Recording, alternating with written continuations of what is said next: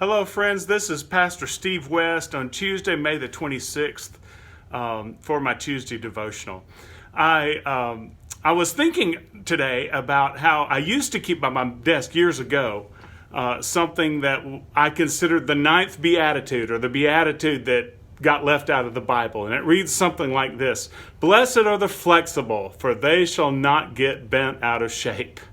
I don't know where I picked that up, but I've been thinking about this during these times when we are called to be very, very flexible.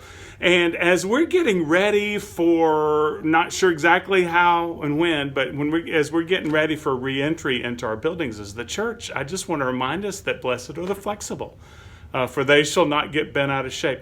One of the scriptures that comes to my mind is from Acts chapter 2. Christians get together.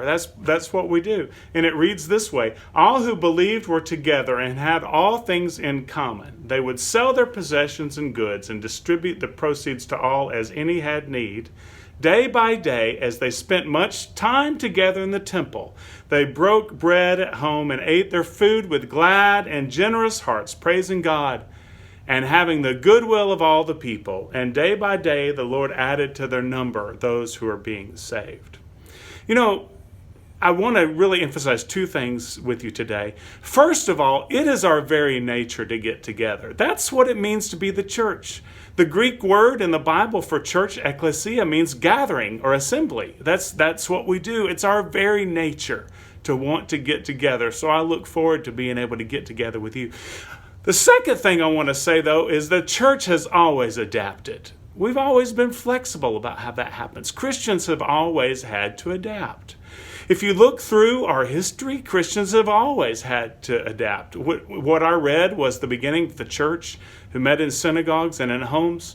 After the resurrection of Christ, at first they met in those synagogues until soon after what we just read, soon after they were not welcome in the synagogues, so they had to just meet at homes.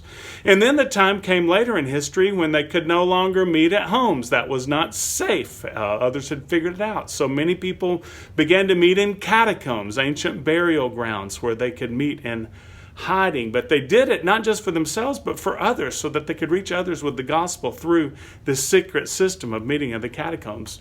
Well, then you scan forward into the history, and then in the 4th century, there was a great adaptation. First of all, Constantine made Christianity legalized in the Roman Empire, so they began to meet in public buildings. But then some Christians felt like this led to selling out to culture. Their religion just no longer was the dear thing it had been, so many of them went out to the desert to start small communities and to meet there. And it was the beginning of the monastic movement, the monasteries, actually. Even in our lifetimes, in my lifetime, Christians met behind the Iron Curtain. They had to meet in strange places to avoid punitive measures by an atheistic government.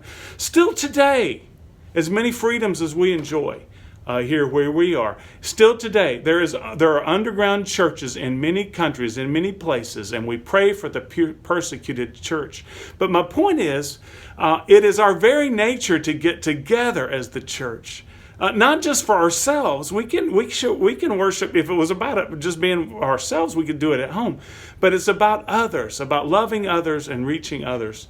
And all this is to say it's our very nature to do that, but we've always adapted to the realities of the day.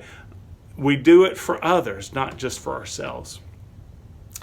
Pretty soon we're going to be able to open up, I hope, very soon, open up public worship. And this week we sent a letter out. I sent a letter out after our staff met diligently after going through pages and pages of recommendations from our bishop's office. And we came up with some protocols that we're asking everybody to follow. Now, I promise that this is temporary, and the purpose of all these protocols is not to make you feel like you're in kindergarten. These are small sacrifices we're asking everybody to make. Remember, they're not for you, they're for others, for the more vulnerable, for the high risk.